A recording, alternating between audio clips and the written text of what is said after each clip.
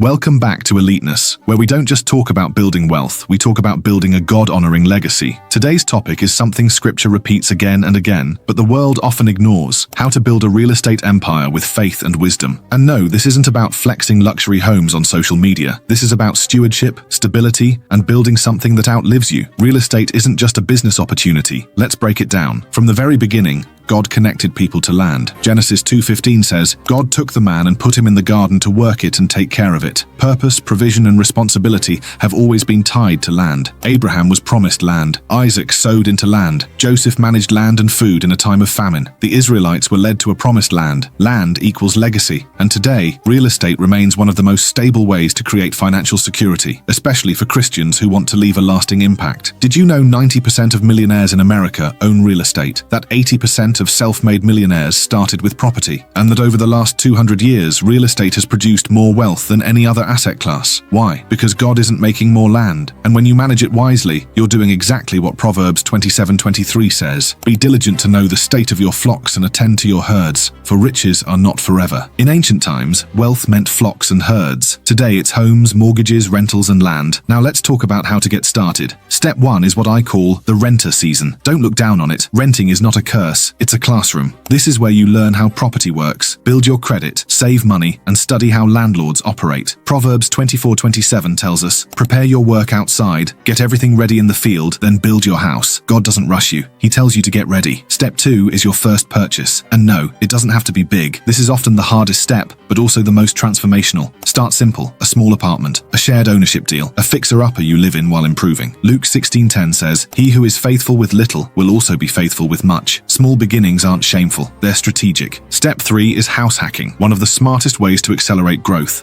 Buy a place, live in one part and rent out the rest. You could live in one room and rent the other, or buy a duplex, live in one side and rent the other. Even list a spare room on Airbnb. Many people who do this scale from one property to 3 or 5 in just a few years. Why? Because someone else is helping you pay your mortgage. That's not just smart, that's stewardship. Step 4 is where it gets exciting. Rental properties. Once you've saved and stabilized your first purchase, it's time to start building streams of income. Rental real estate is tax efficient, inflation resistant, and scalable. You can rent long-term for stability, short-term for higher cash flow, or explore shared housing models for maximum return. Proverbs 21:20 says, the wise store up choice food and olive oil, but fools gulp theirs down. In other words, the wise reinvest, the poor consume. The poor. Step 5 takes us back to the biblical roots: land and agriculture. Land is God's original asset class. It appreciates steadily, and it provides for generations. Farmland, especially, is outperforming stocks in many regions. In 2022 alone, US farmland went up 14.3% while the stock market fell. Why? Because land produces food, timber, water, and it doesn't crash overnight. Everyone eats. Investing in land is not just smart, it's biblical. Step 6 is real estate entrepreneurship. And here's the best part. You don't even need to own property to start. Let's talk Airbnb arbitrage. You rent a home long-term, furnish it beautifully, and then rent it short-term for profit. You control the asset without owning it. Or consider flipping. Buy low, renovate, sell high. Or the BRRRR method. Buy, rehab, rent, refinance, repeat. This is how people build portfolios of 6 to 10 properties in just a few years. Jesus himself said in Matthew 25:27, you should have put my money on deposit, and I would have received it back with interest. He's not against multiplication, he expects it. Now let's pause, because while there's a path to success, there are also pitfalls to avoid. First, over-leveraging. Proverbs 22:7 says, the borrower is slave to the lender. Don't buy more than you can afford just to impress others. Second, ignoring cash flow. If it doesn't cash flow, it's not investing, it's gambling. Third, bad tenants. They can cost you more than you think. Always screen well and have legal contracts. And finally, no reserves. Never go into property broke. Keep 3 to 6 months of expenses saved for every property. A boiler breaks? That's thousands gone. The wise prepare. Now let's zoom out, because at the end of the day, this isn't just about wealth, it's about legacy. Proverbs 13:22 says, a good man leaves an inheritance for his children's children. That means you're not just called to own, but to multiply, steward, and provide. And your properties, they can be your ministry too. House single mums, host Bible studies, support missionaries, create peaceful homes where God is welcome. Your empire doesn't have to be flashy, it just has to be faithful. So let's recap the blueprint. Learn while renting. Step 2, buy your first home. Step 3, house hack to grow. Step 4, build rental streams. Step 5, buy land and agriculture. Step 6, use creative strategies like Airbnb and BRRRR. Avoid debt traps, protect your cash flow, and focus on on legacy over luxury. If you follow this with God as your CEO, you'll build an empire your children's children will thank you for. You'll create peace, stability, and eternal impact, all while honoring Scripture. If this video helped you, like, subscribe, and share it with someone who's praying about where to start. And in the comments, let me know, which step are you currently on? I'd love to hear your story and help you on the next part of your journey. Until next time, stay faithful, stay wise, and build as if heaven is your architect.